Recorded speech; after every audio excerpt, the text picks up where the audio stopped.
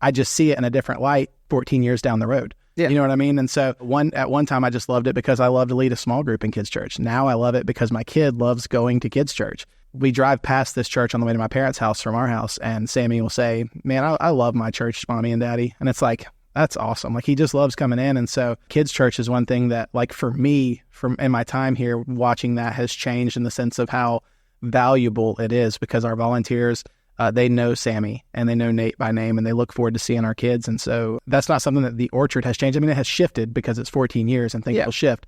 But that's something for me that has shifted, that I just love what we do there. Welcome to Let's Talk About That, the podcast where we take a deeper dive into Sunday's message and explore any questions you might have. I'm your host, AJ Stevens, joined by lead pastor Chip Parker, and I'm thrilled to be on this journey with you. Whether you're a longtime member of the Orchard or a first-time visitor, Let's Talk About That is your space to explore, reflect, and connect. Join us as we navigate the intricacies of faith, spirituality, and daily life, seeking to understand how the wisdom shared on Sundays can be applied to our modern challenges. So grab a cup of coffee, find a comfortable space, and let's dive in together. This is Let's Talk About That, where the conversation about Sunday's message never stops.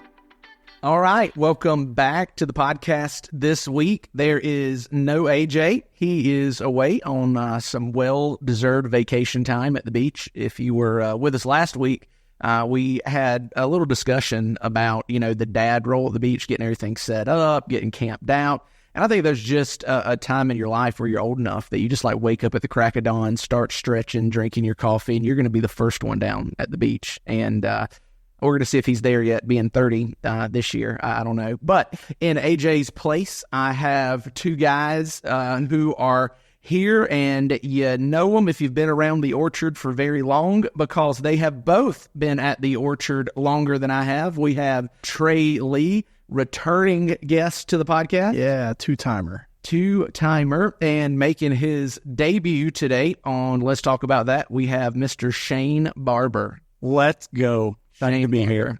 Otherwise known as Shayne. Shayne. It's got a Y in it, so it's Shayne. I feel like that's like not as funny anymore because Kanye's not as relevant as he used to be. He's actually pretty relevant still. Is he? You're just in your 40s, so... Not yet. Not yet. You're a couple weeks away. You'll be 40 soon. Not yet. So speaking of becoming an old man, we were talking before we hit record about a little softball action that some guys from the church have had kind of going on. And I guess when they realized, like, hey, it's everybody going to the same church, they felt obligated to ask the pastor to come out. So I got asked to be on the softball team and immediately realized I'm the old man on the team. Yeah. And it's not that close either. You're probably 5 years, 5 years the senior. Yeah. The good news is, though, I plan to fully embrace the old man role on the team. That's good. Because if you've ever been around softball, like the old guy, he does a couple of things. He usually pitches, right? Yes, you do. I wouldn't say what he did last week or 2 weeks. Hey, look, man, I threw up 2 goose eggs. That's right. Last week. Yeah. So I'm just throwing that out there. Pitches, right? Slap hit. Yes, sir. Which I kept saying I was going to do, but I still pulled everything. It was terrible. And then refused to run, right? And so I'm here for it. And then when I was not pitching, Coach Corey Burke was like, hey, man, you want to get in the game? And I was like, no, I'm good. Me and Trey Lee sitting over here on the bench the entire game. Yeah, man, that old hip flexor took me right out of defense. But hey, it didn't stop me at the plate, baby. Look, this man, Trey Lee, who is not a small guy. Trey's a big guy, right? He ropes a triple down the line, first at bat of the game, and then pulls a hip flexor running. Oh, yeah. What? It feels better today. What are we doing? 2 minutes removed, it feels much better. What are we doing? And listen, I stretched the triple, too. Like, it might not should have been a triple for a fat guy, but I did it. You never stretch anything in softball before the game or during the game. Fair enough. All right, so here's the question. Shayne, Trey, who's the better hitter? Daniel. Oh, what a cop-out. Yeah, I'm not trying to fight Shayne. Tilt off the podcast. So who's the better hitter, Shayne or Trey? I mean, to me, I'm not. I mean, the saying stats say that's where we're going, right? So Trey's a baseball guy, and he's swinging it good. Yeah. But Shayne, like, we played 4 games. You've got out twice? Well, no, his first day he was 500. First day I was 500. Okay. Second game though, or second day was You went 8 for 8, right? Went 8 for 8. This guy literally walks past me after I think it was his last at bat of the game. Might have been the bat before his It was last the at bat. bat before. He walks by me and goes, "Hey, I hadn't got out today." Yeah, but this is the problem with softball right here. It's like I don't want to brag about something that I used to make fun of people for doing, and so like I don't want to be like, yeah, I'm good, but also like inside me, I'm like, yeah, I'm better than him. Like I don't want to, like I'm not going to say that I'm not. Well, and I think, And so here we are. Like maybe I have some sin to deal with in my life of like idolatry of wanting to be the best at softball. I don't know. It's weird. Good times. when I think this last time though, when Coach Burke made the lineup, I think he did it right. He put everybody in a very intentional spot. He put me leading off because he knew that for me, that was just meaning all I'm trying to do is get on first. So that's all I focused on. And then putting Trey where he put Trey just tried to get on base too. Right ahead of me. But then when you're putting Had a chip. when you put Daniel in there, then it's the spot. Hey, you got people on base, hit home runs. See, the mistake though was him putting Smithy in the 2-hole. I told Smithy she was terrible in the 2-hole. She didn't get on base at all. I don't think she's got to step it up. She did a couple times. She's the youngest one on the team. Yes. Played varsity softball. We need more from her in a co-ed. It's a lot Tuesday night league. I feel like we shouldn't be calling Katie out on the podcast. She's here to make sure we can play. Fair enough. I love Katie. There are better I things love she could Katie. be doing on a But look, Tuesday night. A good coach is going to push you to get better, right? That's what Burke was doing, putting her in the 2-hole, man. He's trying to Trying to spark a fire. And she did. She got on base a couple times because I remember getting Did she? second. Yeah. Oh yeah. She I hit. don't know. If you're listening to this, Katie, which I know you're not, step it up. That's right. All right. So we've kind of had a introductory segment in the podcast as we've been going lately and bringing it full circle. I think it was Trey who might have started it on his episode. Maybe. No, I think you y'all were did like the episode week 2. before. I was the first guest you asked. But we have not had Shayne Barbs have us an answer for this. So Shayne, let me ask you, if you were a flavor, what flavor would you be? What was your answer, Trey, when we asked you? I don't even remember. I'd have to think about it. So you're not, there's no conviction behind the answer then. No, there wasn't any. It was on the spot. Well, it was. Yeah. All right, Shayne, It wasn't good. if you were a flavor, what flavor would you be? This is a tough one, but at the same time, I mean, The deucer just dropped in the show notes, cotton candy, question mark. I said that, and then I reneged on that. So I'd almost just go vanilla because Oh my gosh, that is the worst answer. And you're I not. can't forgive, Shayne. Vanilla? Really? I'm simple. I'm like, I don't like doing anything. Like I don't go out of like when I eat. I don't like. So on this I'm very podcast- bland. I'm Shayne, AJ always tries to talk about self-awareness on this podcast. I'm gonna let you know you're not vanilla. You're not in vanilla. self-awareness. I mean, I'm a by the book. I'm What? How are you by the book? Who are you? You're one of the most random people I know. I am very random, but like when it comes to like, I'm just thinking Shayne, like when you're I a make hot dog. decisions, I'm a hot. You're a hot dog. Yeah, you just don't know what's actually inside sometimes. You're a hot dog. Well, what flavor? You're the furthest thing from vanilla. That's what I just said. You're a hot dog. All right, so how about this? let me take a shot, and we'll go off the hot dog riff. 4th of July, shout out America. Shayne, spicy mustard. I can get down with that. Vanilla. So I have a theory about Shayne, and I've shared this with everybody. I don't even know, except maybe Shayne. I don't know if I've shared this with him yet. So what you need to know about Shayne is that he's pretty good at everything that he does. Everything. It's kind of awkward, honestly, like that he's just like randomly good at stuff.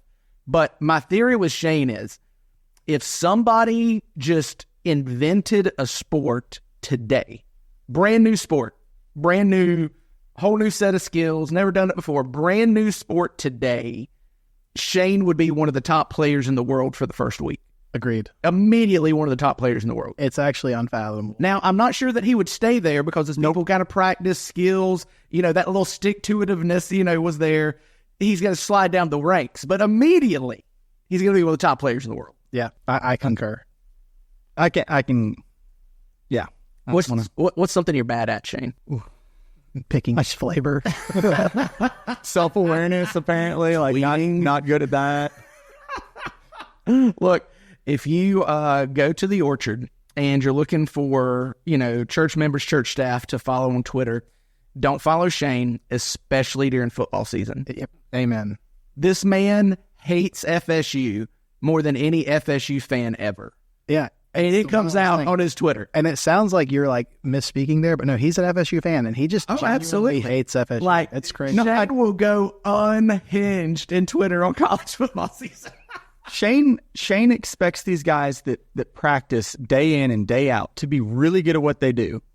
And then when they make a just a dumb mistake, I don't get it. And I want to let my 3 followers know. All right. So put a finger down if you've ever thrown a fork and it's stuck in the wall watching an FSU football game. Good thing it's a podcast and people can't see me putting my finger down. It can confirm. You were there when that happened, weren't you? No, I was there for the remote when Jameis didn't. When something happened with Jameis, I don't remember. There was a lot that happened. But you were also there when Jameis won the Heisman, and you got to see me excited, and happy for him. They were happy. Almost. Well, believe it or not, I did not invite these guys onto the podcast today to talk about Shayne's athletic skills or tweeting ability, but because these guys are really 2 of the almost OGs at the Orchard, right? Yeah. And because I'm relevant, OG means original gangster. You're welcome. Yeah. I knew that. I knew that before. Okay.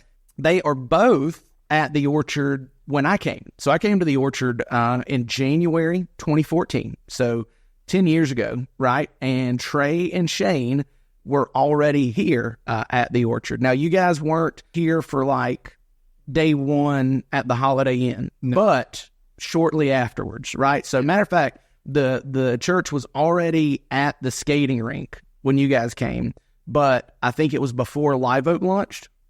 Yes, I was here before Live Oak. Were you here before Live Oak launched, Shayne?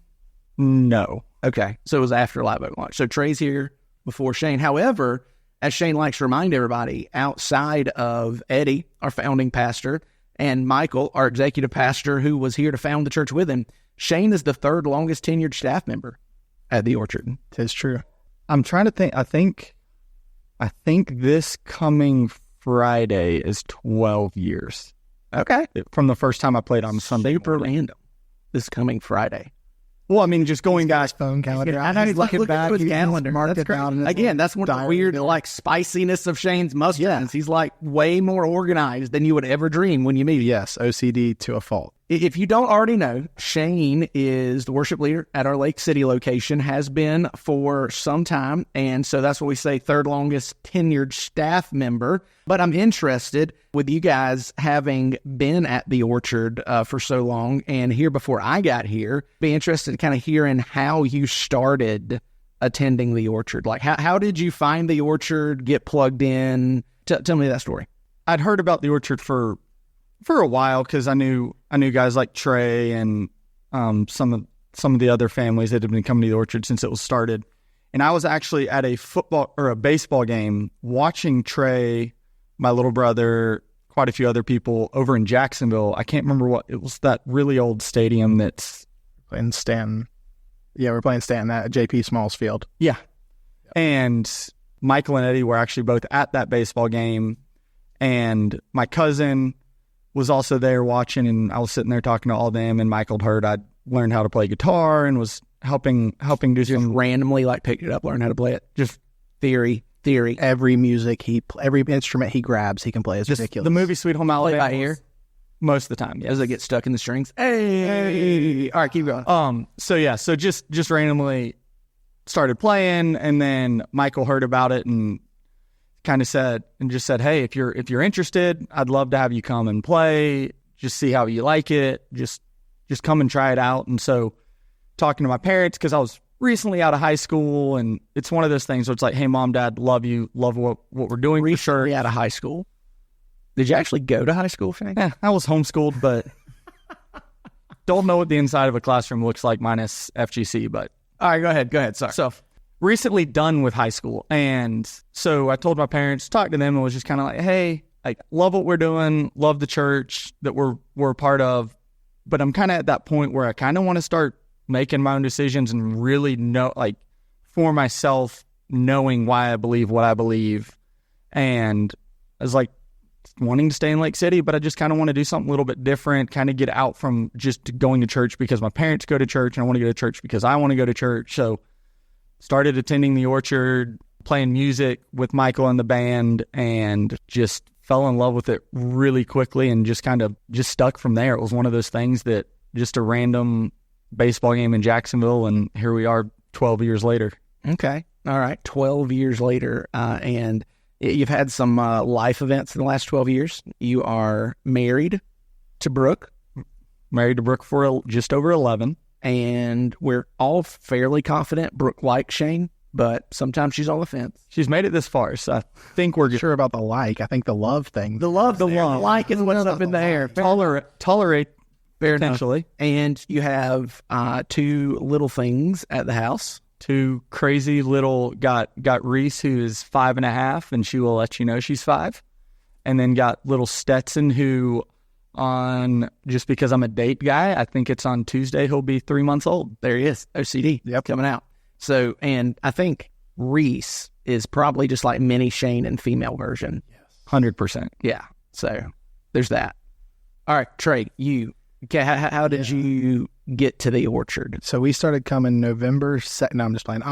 We started coming in 2010, and it was actually, I guess, November because our first Sunday was the harvest celebration for the second year that the orchard had been open. So, but the way we started coming, I say we because I was still in high school. I started coming with my family, my mom and dad.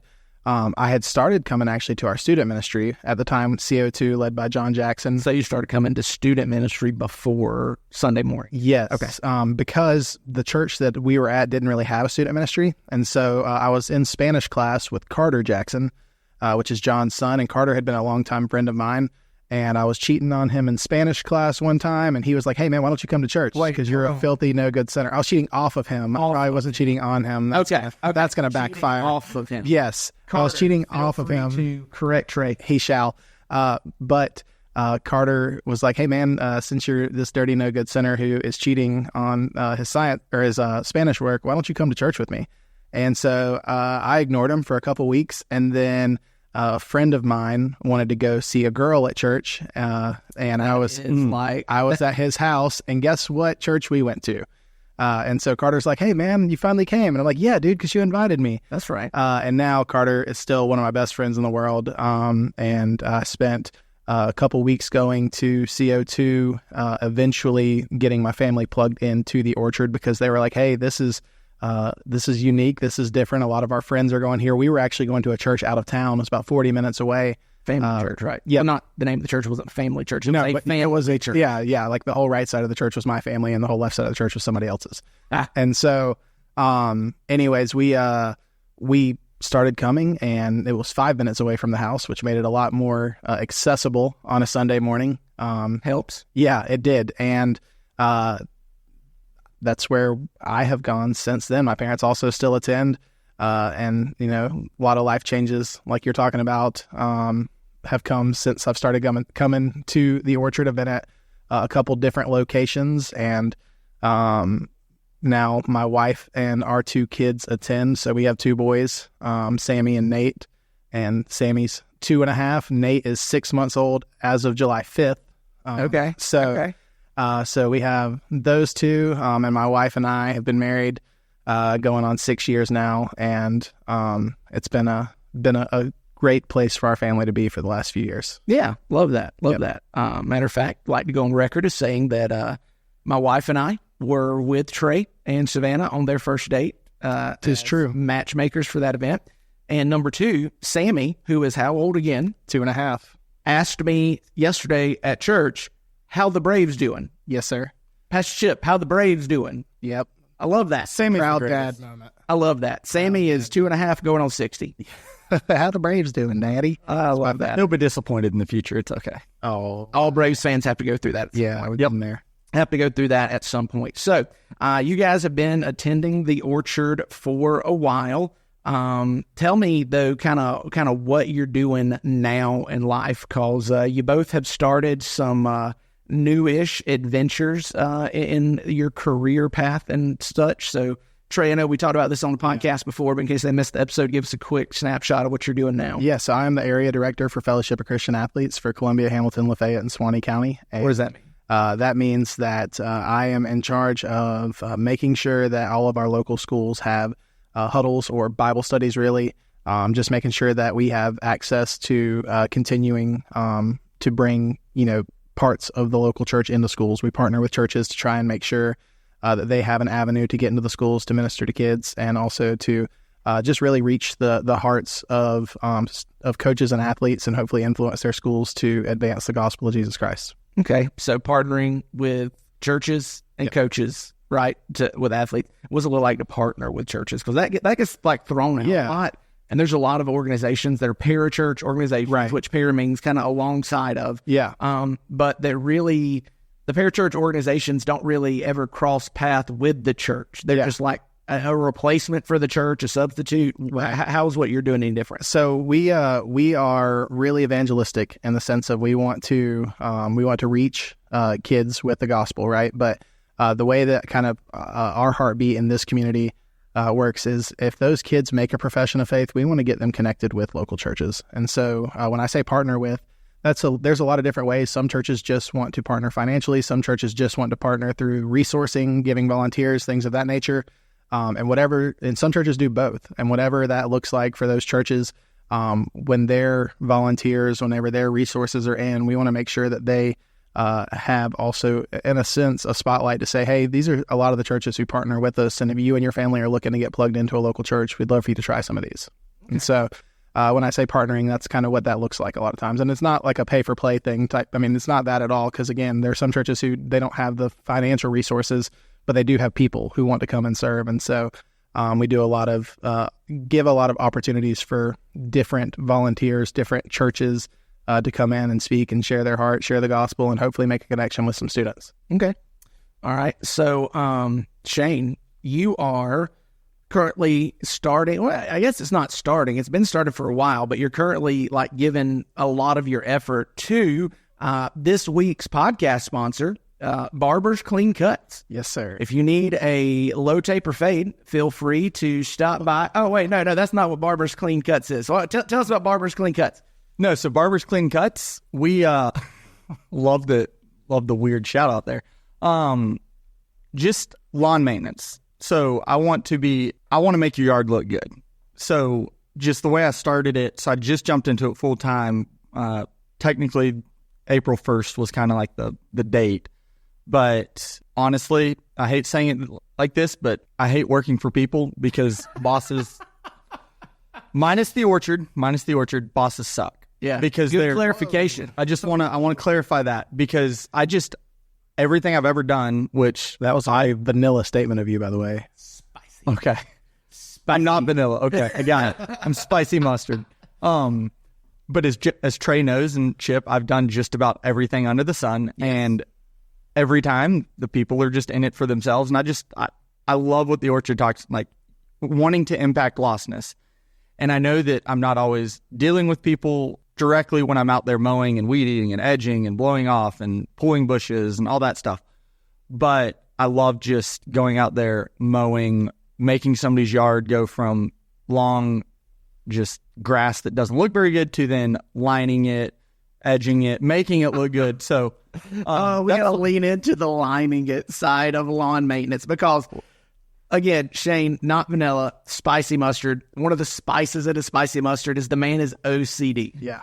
If you're just doing circles around your yard, just call me. Like, you don't need to be mowing your yard. Circles are a very efficient way to mow your yard. If your yard is in a circle, sure. Yeah, it doesn't have to be in a circle. You can section. You got to go, and it's more rectangle or square than circle, right? But he means just like don't just go around it and just blow all the grass the same direction. Right. No, you got to go diagonally. You got to go diagonally. You got to go front to back. The next time you got to go side to side. Don't ever mow the same thing 2 times in a row. You got to keep the grass just wondering what's coming. You got to keep it healthy. Keep the grass. There's some people right now who are hearing this for the first time from Shayne and they're like, I've never known Shayne is like this detailed. Shayne is this detailed. He is OCD. That's what I tell people. Anytime like I share his page or something on Facebook, I'm like, I promise, this guy is the most OCD lawn care in the area.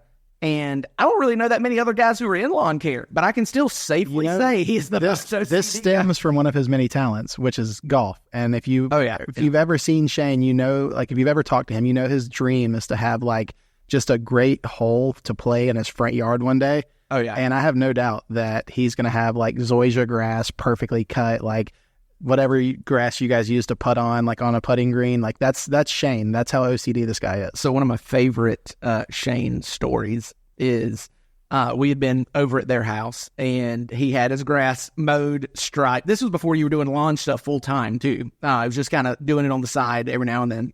He had his lawn like clean cut. There you go. Striped and everything. And I am, for the most part, blind, especially without my glasses. And at night, I really couldn't see where his driveway was, like because it was just a grass driveway. And when he says clean cut, it was within the last day or two that I mowed 5 acres. And I have no tree. It was no trees. It was wide open, sun beating down on you, 5 acres mowed perfectly. Yeah. And again, when he says perfectly, to understand the level of OCD that Shayne brings to lawn care, this guy has mowed his 5 acres and then gotten a drone to take footage of it from the air and sent it in a group chat so that everybody could see it. A second drone. Yeah. Yeah. But to me, it was just like, hey, guys, just drop it into the group chat. Be like, check this out. I just moved my yard. Like, what in the world? But I'm driving, leaving that night, and I don't drive on the driveway part of the lawn. I drive on the lawn, and it doesn't mess anything up. It's not wet. I'm not like spinning out or whatever. But it did leave tire tracks over his stripes. Mm-hmm. And so what did you do the next day? I remowed the 5 acres. Or posted it on Twitter. One of the two, I'm not sure. No, I definitely remowed it and had to do the entire 5 acres. Not just the little part. I had to do the entire thing because all the stripes have to match from side to side. Yep, there he is. So, again, podcast sponsored by Barber's Clean Cuts. And we didn't call it, but Deucer, I feel like we could have had a nerd out section over Shayne's like, this is how you mow your lawn section. Don't worry, I just started a TikTok, so... Did you really? I got to follow them. I see those TikToks like take off where like guys go and mow overgrown yards and edge and all that. Have you seen those? I haven't posted anything yet, but I'm starting to make the stuff so that way I can post regularly just from the OCD side. Is it like instructional or just like, what was it, like ASMR? Listen, it'll 100% get to instructional because it drives me insane watching some people mow. So I'm going to be like, let's be honest. I'm one of those. It's going to be like subtweeting type thing of like, hey, like, let me show you how to do it because your way is wrong and my way is right. But no, I just really just that OCD side. I want people to see what, it's a small glimpse into what happens inside this head. Chris is on fire in the document today. He puts the quote from Shayne, never let the grass know what you're going to do next. And then he's like coming up with the logo, Barber's Clean Cuts, never let them know your next move. How about that? Never let them know your next mow. You tried. I tried. Nope. All right. So let's get back to some orchard related content. You guys have been here for over 10 years now. So over a decade here at the orchard.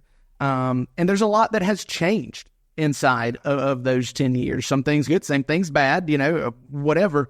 My question for you is, as young guys coming into the orchard, still in school, just out of school, and now having been here for 10 plus years, having a family, now your kids are attending church, what's the biggest change that you've seen in the orchard over the last decade plus?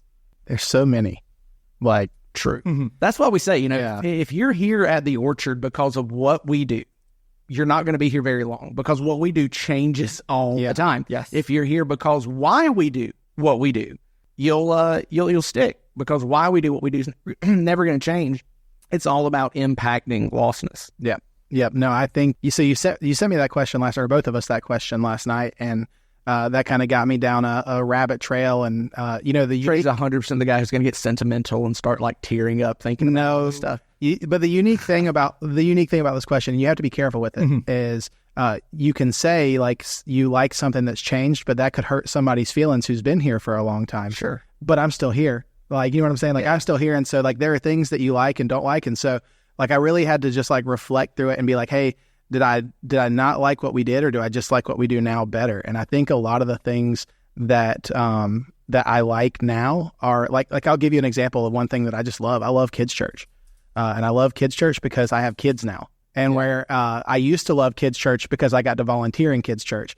Now I need a break for my kid on Sunday mornings sometimes. Kids church for a different reason. I love kids church for a different reason. But I think one thing that the orchard's always crushed is kids church. I just see it in a different light 14 years down the road. Yeah. You know what I mean? And so at one time I just loved it because I love to lead a small group in kids' church. Now I love it because my kid loves going to kids' church. We drive past this church on the way to my parents' house from our house, and Sammy will say, man, I love my church, Mommy and Daddy. And it's like, that's awesome. Like, he just loves coming in. And so kids' church is one thing that, like, for me, in my time here, watching that has changed in the sense of how valuable it is, because our volunteers, they know Sammy and they know Nate by name, and they look forward to seeing our kids. And so that's not something that the Orchard has changed. I mean, it has shifted because it's 14 years and things will shift. But that's something for me that has shifted, that I just love what we do there. So, yeah, I agree. Kids' church is a big deal for the Orchard. We've always prioritized kids' church. We've even said, in the past, and we've got some pushback from this, that we prioritize kids' church over student ministry. Yeah. Because students can pick up stuff in worship service. Yep. Kids usually can't. And, if you get them in kids' church, they'll stick to student ministry a lot. So that's one thing. Second thing is, that was a great non-answer. No, it is an answer. Your politician skills, our multi-county director are sharpening up. That was the hard part of that question too. Was like, well, I mean, the truth is, we've made changes, some that's worked, some that's not. Yeah, and people have left the church because of changes that we've made. When there's been staff changes, people have left the church.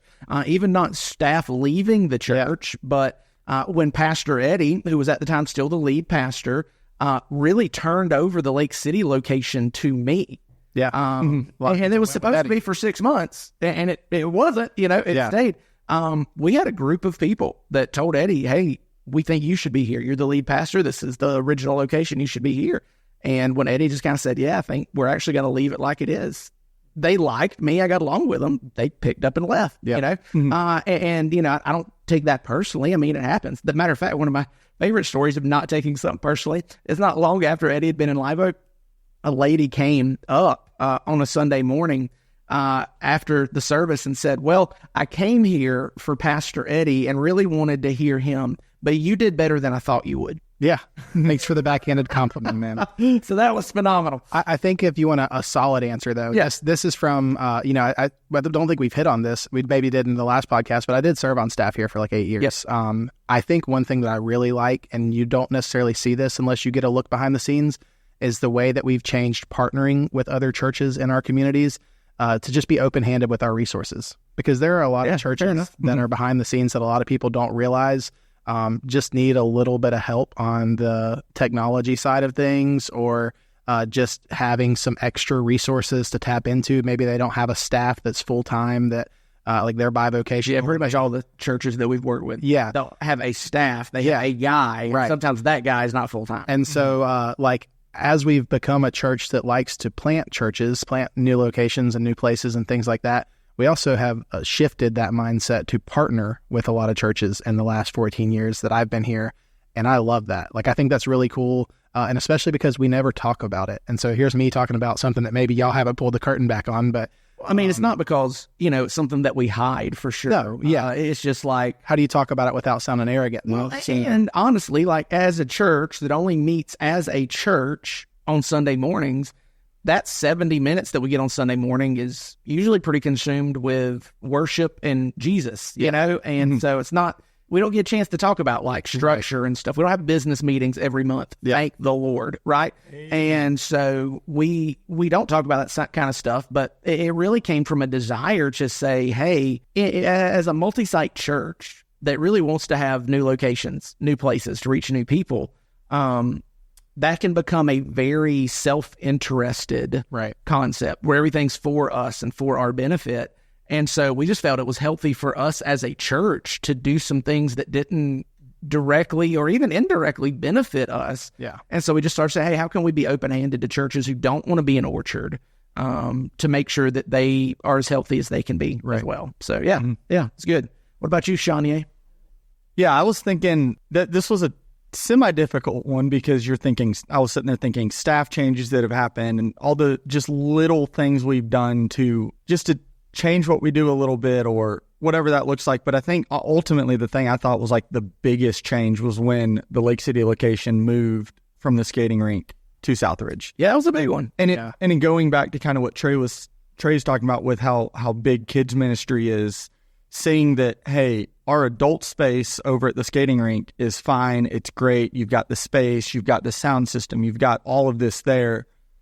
But we talk about being a church for families, but then our family space over there is starting to fall apart. There's like literally falling apart. Like go drive by the skating rink now. There are no buildings. Yeah. And so like we could not give them away. They were in such rough shape.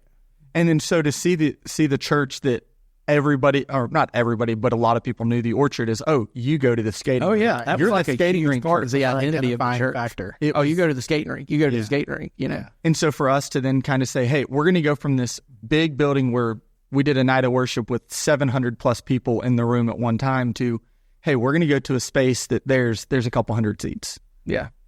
But we have unbelievable kid space over there at that. And so to be able to like, one, that move was big, but then also I think it was really big to kind of then relay that vision and that to everybody that comes to the Orchard of like, hey, we're not just doing this to do this because we have the space, but we're doing this because of this.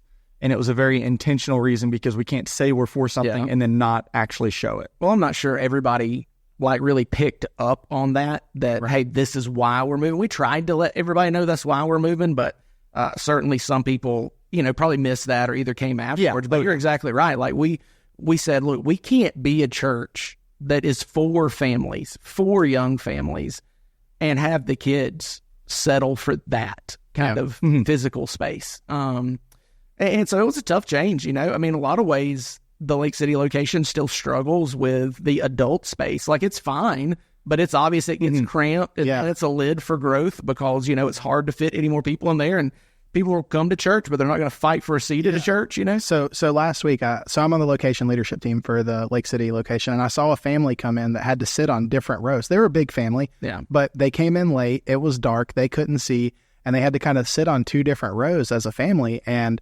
I sent a text to the location leadership team like, hey, we got to come up with a strategy to kind of, figure this out, like make sure that doesn't have to happen. They didn't have an issue with it. They didn't leave. I saw them back this week. I don't know them, but I saw them back this week and they didn't have the same issue. They got there on time this time. But I think that's a good problem to have too. You know, I mean, if you're running out of space, that's great, but we want to be accommodating to these families. And another change that I love is there were not a lot of people Shayne and I's age. Shayne is 30. What are you, 31? 31. And I'll be 30 next month. My goodness. But there are a lot of people our age here now, and that has not been the case our whole time here. But we have a ton of young families, and that's I love that. Was kind of one of the things about the Orchard that I think people didn't see until they started coming. Everybody assumed that the Orchard was like all young people, like they hit Trinity Church, and there was, you know, it was just there were a lot more gray heads at the church than you would assume there are. But space is an issue, and it's something that we're seeing at all our locations. Like Live Oak is in just as much of a space crunch as Lake City. Actually, probably more because they don't have the big kid space. Like we have a large kid space now. They don't. And so, but it's good. It's a healthy problem to have. Branford has a ton of space at the school. Their challenge is how do we use this space well and make it inviting. And so that is one of the challenges that we face at the Orchard is the space issue. But there's always a reason behind what we do. Yep. You know, why we do doesn't change. What we do does change. Right. So thinking back on some of the changes maybe that we've made that didn't stick. And it might have been just because they were like, hey, let's try it, see if it works. I'm interested. You guys have any of those changes that were like, now looking back, we're like, what were we thinking? What you got? You want to go first on this one? I was just going to say when we moved student ministry. That's what I was going to say. From the rink. That's not what I was going to say. Well, and I was going to say also the Sunday night versus Wednesday night. That was one of those things that I didn't know, but I was also not a part of the conversations. But it was just like from my point of view, I was like, what? So what are we? That's a reference is we attempted to move student ministry from Wednesday night to Sunday, and that student pastor, man, who in the world let that guy lead? I don't know. He probably got fired. I didn't get fired. That Sunday night thing almost got me fired, though. I mean, I was all on board with the idea. I think it was good. It was a great idea. It was worth a shot. Sometimes you can't fight against culture without paying a price. and the Wednesday night is when students go to church culture in this part of the world is like really too strong to fight against. And Sunday night was, hey, this is when all the families get together before we start the week again. Well, and so it was tough. And it made sense to an extent in my mind, because when you look at the culture now of Wednesday night church, that is not always, because whereas football practices and baseball practice, they would intentionally either not practice or get out on time. Yeah.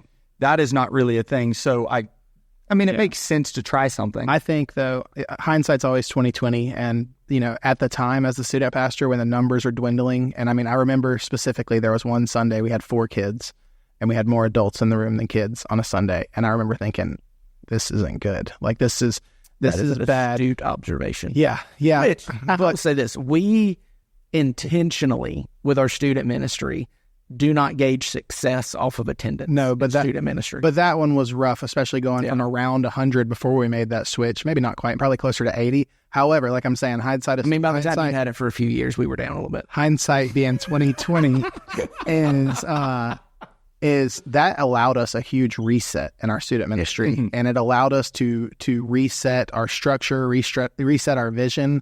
And whenever we restarted, we were very much more connected to the Orchard as a whole. Like at the time, student ministry was thriving, but there were not a lot of students connected and families connected to the church.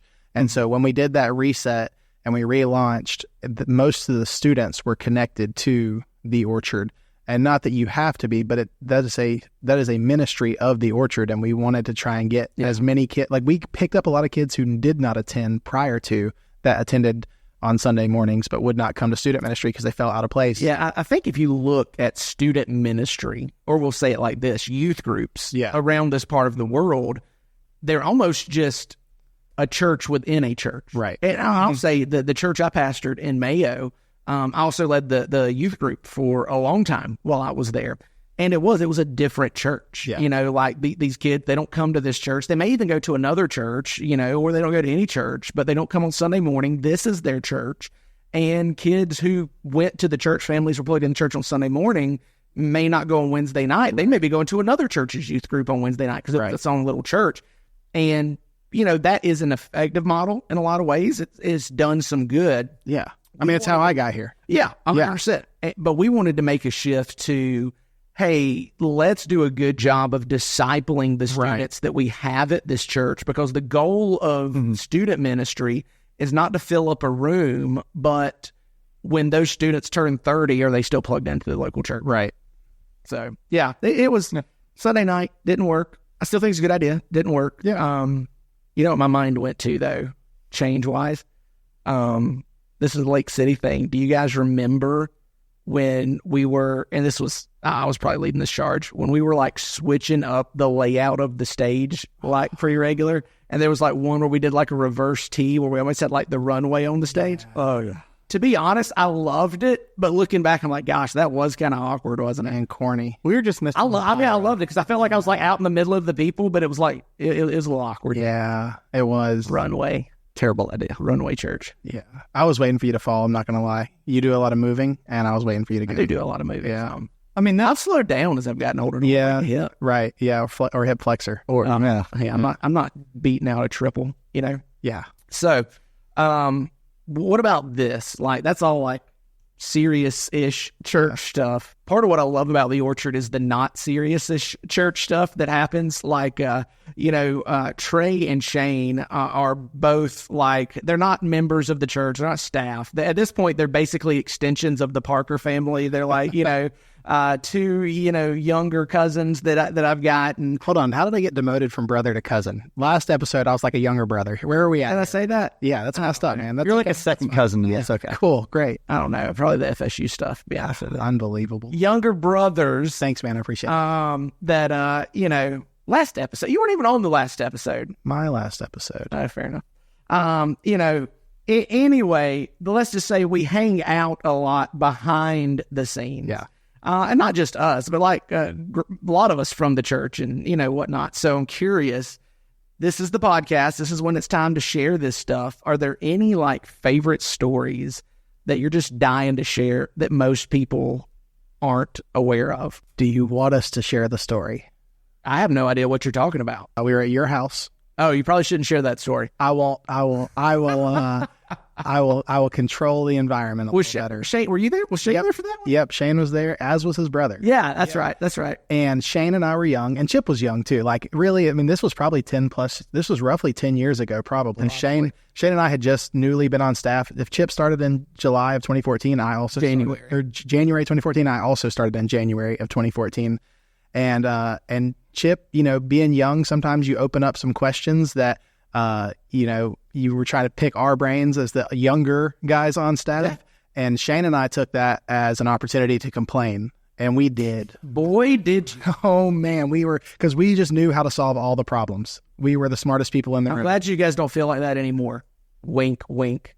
Hey, I honestly don't even remember. I honestly don't even remember that. You don't remember this? I clearly remember. Chip got fed up with our complaints because it went from ideas to just complaining. Yeah.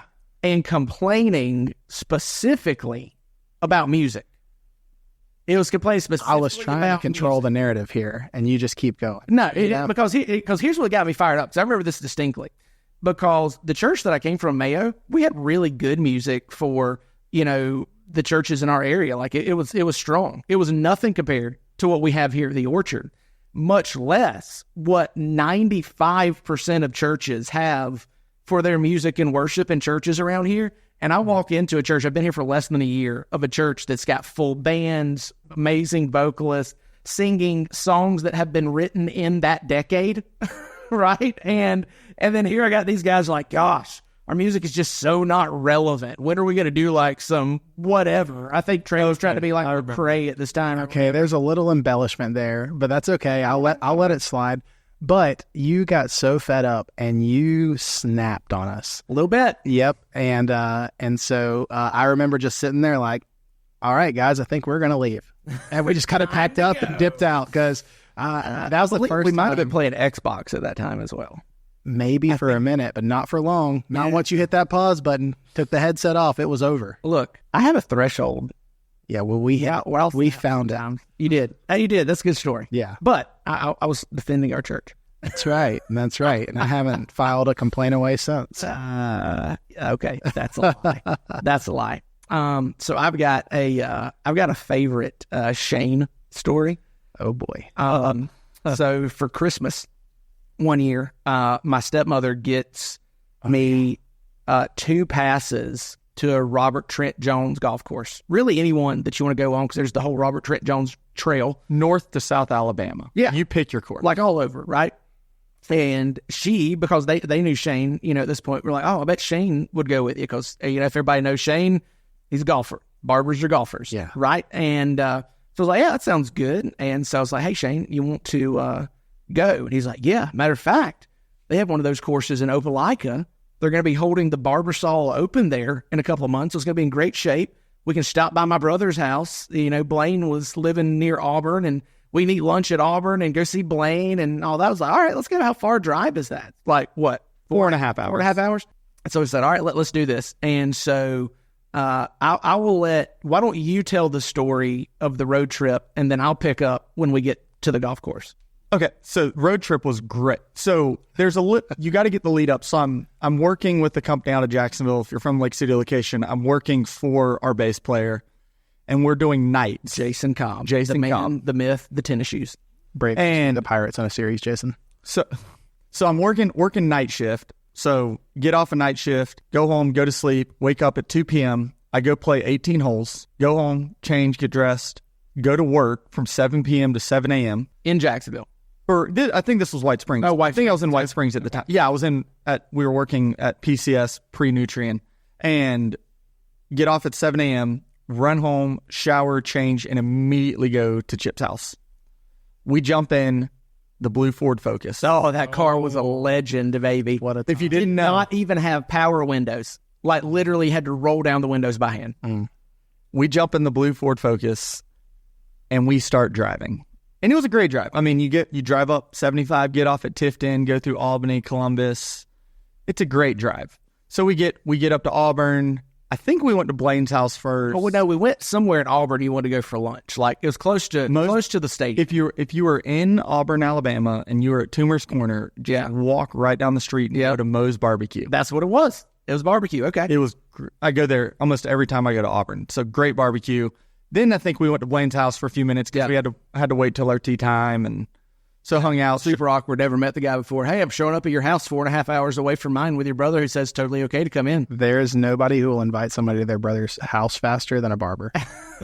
Jace asked me to go to Blaine's house like 58 times randomly. It was great. It's fantastic. I never went. Open invitation, right? As long as you're with us. So then we leave his house, and then we're heading to the golf course. All right, so we go to the golf course, and first hole, right, they're getting it ready for the Barbasol Open, and the tee box has been like moved up a little bit, but it's still like a 350, 360 yard probably tee shot to the green. And this is a nice course, so there's a starter on the course who's telling you when to go ahead. And he's like, all right, guys, go ahead and tee off. And so, I hit my 230-yard drive, into the rough on the right side of the fairway or whatever. Actually, at this point, I'd been playing pretty regular, so I wasn't terrible at this point. You were decent. So I hit it. I'm down the fairway, and Shayne's like, there's some guys still putting. I think I'm going to hold up. And the starter's like, you're not going to reach the green. Shayne's like, oh, yeah, I'll reach the green. And he's like, yeah, I can reach the green. Starter's like, oh, well, no, you're not. Shayne's like, okay, tees off. Bounces the ball like to the middle of the green. The guys on the green are like turning around looking at the tee box. And the starter, this old man, like 70-something years old, looks at us, goes, well, I'll be have a good day, boys. And so we go off and play. By the way, I made par. Yeah, 3-putt par. I was about to say, never mind. You drove the green, whatever. Yeah, the green, 3-putt par. Which probably explains a lot of the story of Shayne's golf career. I got another story about Shayne's golf career. I've got a couple. Well, but yeah, this one's like a meta story. Anyway, so we're playing, and we've driven this far to play, and we get behind. Was it like two guys, or was it a foursome? I think it was just two guys, and they were playing super, super slow. Oh. And we had like 2 holes left to finish the round. And we're up there playing, and I'm, as I already said, blind. And so I'm hitting the ball, and like, Shayne, I got no idea where that went. We're trying to find it or whatever. And then it finally got so dark, I'm like, man, I think I'm just done. I can't see. I don't know what's happening. Shayne's like, well, I'm finishing. I'm finishing. And so this group is ahead of us. And Shayne's like, that's it. I'm hitting. And he like takes his 3-wood and like blasts his 3-wood right through the middle of these guys at their cart. And they're like looking behind at a shell, and Shayne's just driving up. Say something to me. I want him to say something to me. Like full rage mode to finish that round. But there's the difference between playing with Shayne and playing with me, right? Because if I got mad and I wanted to hit it at him, I'd shank it so far right, there's not a prayer. Like I would accidentally hit them. Shayne's like, watch this. I'm going to hit it right by his, right ear, and he does it. It's the craziest. It was telling you, I think I can remember this still in my mind's eye. That 3-wood didn't get above 10 feet off the ground because he just stung it right at him, right through him. And then when we played the 18th hole, so we did finish, but we had to like hit it and go, okay, I think I hit it here, and go up with our flashlights on our phones to find the golf ball. 100%. Oh, there it is. But we rounded out the trip by dinner that night. But we also talked about, hey, it's late. Maybe we stay for one night and then drive home the next day. Yeah. And then we're like, no. Who are we? We're not doing that. We're not punks. Drove through the night. Oh, yeah. But Psychos. For dinner, we stopped for a dozen Dunkin' Donuts for dinner. Yes, sir. And I believe I still have the picture on my phone of Shayne holding the box of dozen donuts up, smiling. And I ate all 6 of mine. It was great. There's a road trip story I won't unpack too much with Shayne. We were doing something for the church, taking something to Atlanta. Left at 3 a.m, didn't make it back till after midnight, and we blew 3 tires on the road. In 3 miles. And I can... 3 miles. What? On Tifton. No, we blew 2 tires. Well, blew 2 tires. But we had 3 different tires put on the vehicle. I'll do it real quick. So we're driving back. Trey's Trey's passenger seat. I'm driving. Alex Milton was in the back. Was in the back. And we're talking about, hey, we're going to stop and get dinner in Valdosta. We're going to go to John and Vanessa's house. Making great time. Making great time. No doubt. And all of a sudden, I'm like, hey, Trey, I think we need to pull over. And he's like, nah, it's just a Georgia bumpy road. I did say that. And I'm like, okay, so we keep going. And I can tell you exactly the exit right where it happened. The guardrail that's right there. Every time I pass it, it's there. And blow a tire. Well, I've had a lot of blown tires in my life, so I jump out, I change it real quick, throw the spare on. We're 100 yards from an exit. Spare's flat. Spare doesn't have a lot of air in it. Flat. And so I'm like, well, we'll just creep up. There's a tire shop and a gas station right there. We get there. Sunday afternoon, might I add. Sunday afternoon. Tire shop's closed. Spare blows before we even get to the gas station, rolling on the rim. But then this guy, his name is Calvin. I'll never forget him. An angel. Literally an angel. He comes up and he's like, hey, my buddy owns a tire shop. I'll call him. I'll take your tire and rim. Don't know this guy. And we just let him, take my tire and rim. Meanwhile, I'm on the other side of the gas station talking to another guy who took $60 because he was mad that we didn't want to use his business and I didn't want to die. So he got my $60 that day. What? Yeah, it's a long story. So then the guy takes my tire, gets it fixed, brings it back. We put it on. We start driving down the road. Not even 3 miles down the road. The brand new tire that was just put on blows. Exact same tire. Wasn't sure Calvin was an angel at that point. We're like, what did he just You guys scam us? just got played. No. Dude comes driving the opposite direction on the interstate to come get our tire and switch it out again. And does the second one for free. And then we made it home. We said, no, we're not stopping for dinner. We are just getting home. And At that point, you're just like selling out to make it home. Alex is in the backseat just dying laughing the whole time. Sheesh. I can imagine Shayne and Trey. Because one thing that you guys haven't picked up on this podcast is that Shayne and Trey have the most like love-hate. Oh, like brotherly, fight relationship ever. It's phenomenal. At one time, I pretty much was a barber. And so like we literally are like brothers. And that day, I think Alex was laughing because he wasn't sure if both of us were going to make it back alive. Oh, I'm no doubt. Yeah. No doubt. good times. Yeah. Great times. And here we are. Great times. You know, one of the things that I love about being at the Orchard is the young staff that we have, you know, and you guys are still a part of that. But Lucas, AJ, Matt, Mary Beth, you know, we got Aaron, Michaela, we got a lot of young staff, right? I'm still one of the old guys on staff, not just the softball team. And then seeing you guys grow, you know, and there has been, you know, growth with you guys. You know, it's funny seeing Trey grow in his theology and arrogance. And when you say grow in arrogance, I actually mean shrink in arrogance. So Yeah, that's been thank you. good. I appreciate That's that. been good. I've noticed that. I've seen Thanks, it. man. And then seeing Shayne, there's been growth in Shayne as well. Matter of fact, the other golf story is I've never been a scratch golfer. Best I ever was in high school where I was like a 5 handicap or something like that. Nowhere near that. Can I argue about handicaps right now? No. Never was a super great golfer, but I would beat Shayne consistently in golf because I'd be like 18 shots down going into the last hole, be like, Shayne, all or nothing last hole. Yep. Sure enough, right into the woods water every time, you know, because he just like gets so locked in on that hole. And finally, when I knew my boy over here was becoming a man, I was like, Shayne, all or nothing last hole. He's like, no, I'm beating you by 20 strokes. Why would I go all or nothing for the last hole? And so I've not been able to beat Shayne in golf in years now because of that personal growth and maturity. So it's fun getting to hang with you guys, see you guys grow, raise a family. It's fun. Likewise. And just so you know, because we, if anybody has spent time with you and I, they know that our relationship is typically in public, a lot of cutting down. Because that's how we communicate. That's our love language is sarcasm. I don't think I've ever done that. Yeah. Okay. So anyways, on this side of things, man, and I think I can speak for Shayne in this. We appreciate you and the investment that you made in us at a young age. Maybe not as much as Eddie because he's great, but you did a good job. Solid. You did a good job and we appreciate you. I appreciate the way that you lead our church. And I think I can speak on behalf of most of the church in saying, man, we appreciate you as a pastor and all the time that you put in behind the scenes, and you guys have built a great staff to lead this church well. So thanks for what you have done at the Orchard. Well, I appreciate that. I'm proud of our staff. I really am. The culture we've built. Also, Shayne, I called it. He was going to be the first one to like get teary eyed. Oh, I'm not serious. 100%. Called it. What I All right. So last thing, we're about out of time. Last like hurrah right here. Tell me your favorite, just like Orchard specific quirk. Favorite thing about our church. It's like this like totally like Orchard unique? Makes the Orchard, some of that secret sauce. You got one for this? That's a tough one.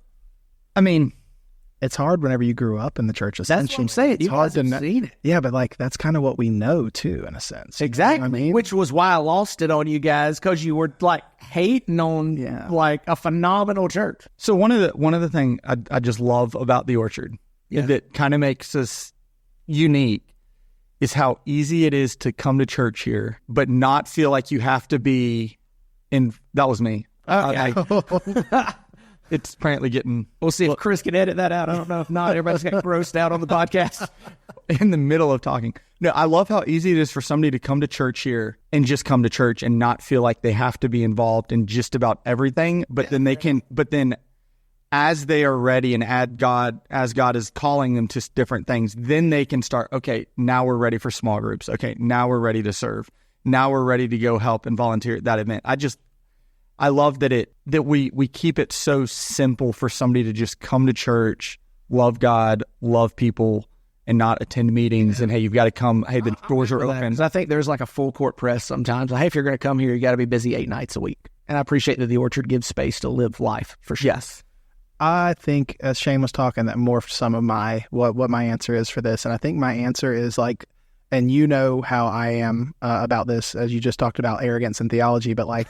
The amount of depth that we offer without having to make it seem like it's depth. Oh, Does man. That make sense? I get that, because that's like one of my pet peeves when people talk about how like the Orchard's shallow or waters down. Yeah, like that. Like, this whole series we just finished, like about spiritual gifts, right? Being formed by the Spirit, like that's depth. And I got to sit back and watch you guys hash a lot of that out, and I'm like, man, I wish people could just see the amount of time that's spent on these things.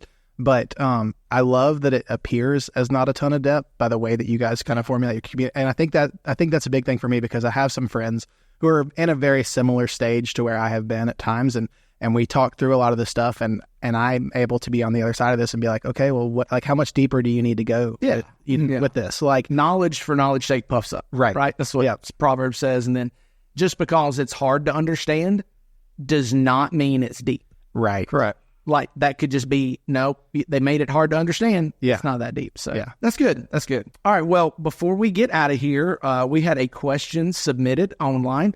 So let me take a shot at answering this question. And we just pause so we can do the nerd out, because I don't think we have a nerd out, and I just feel like it has to be done at this point. Yeah. Okay, great. You can nerd out on the question. Just I need to hear the nerd. Okay, fair enough. All right. We'll let the question be our nerd out segment. Great.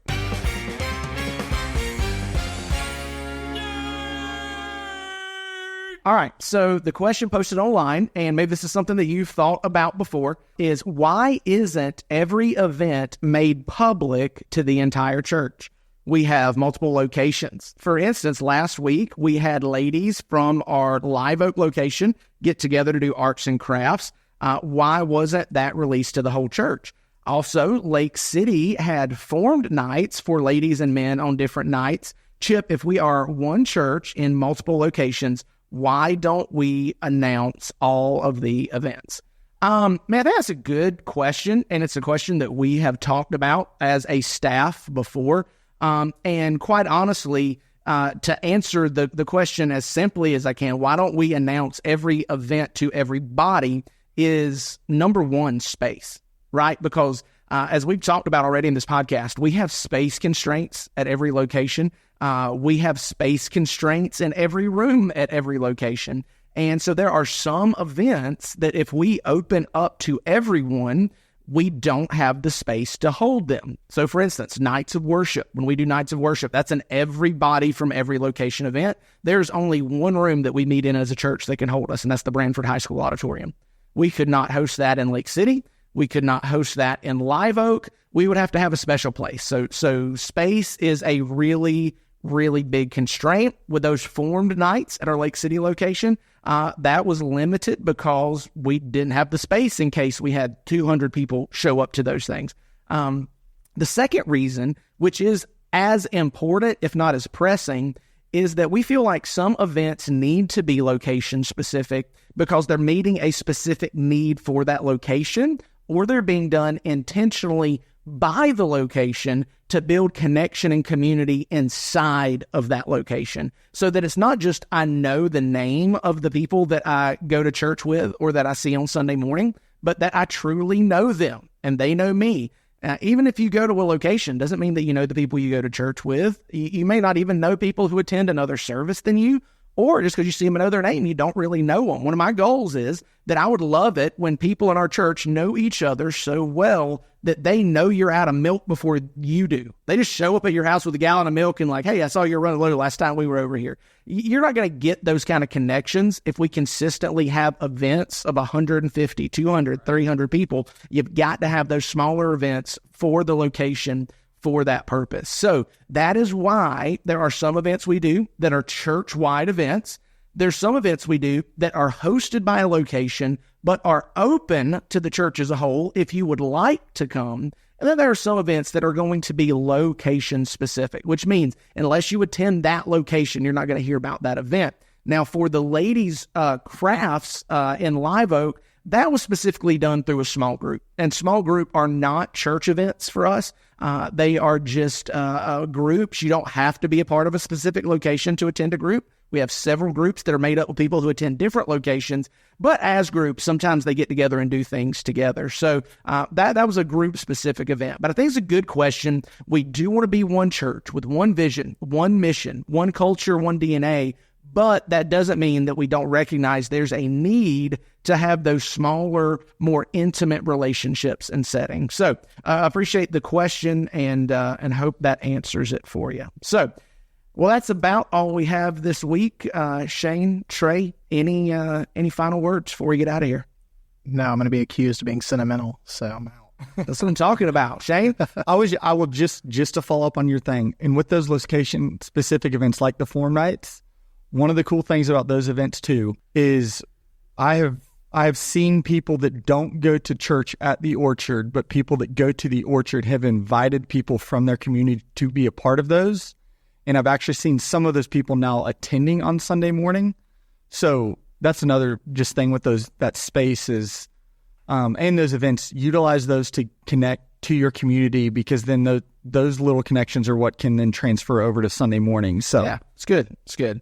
Also, final shout out. Thanks to Barber's Clean Cuts for sponsoring this week's podcast. That's right. So for all of your lawn care, not hair care, needs, lawn care, feel free to shout out to Shayne. All right. Well, thanks for being with us, guys. We will see you next week. Don't forget to like, subscribe, share, help us get the word out. We'll be back with some more awesome stories from people you go to church with throughout the rest of this month. See you then. Cheers. Thanks for joining us for this episode of Let's Talk About That. We hope it encouraged and challenged you as we continue to grow in this journey of faith and embrace community. If you have more questions, thoughts, or feedback, we'd love to hear from you. Reach out to us through our social media channels or visit our website and stay connected. Your questions are what make this podcast a dynamic and enriching experience. If you found today's discussion meaningful, don't forget to subscribe, share, and leave a review. Your engagement helps us spread the message and connect with others who may find value in these conversations. Until next time, we hope this episode inspired you and will help you bring Sunday's message into your week ahead. Keep the conversation alive, and remember, we're all on this journey together.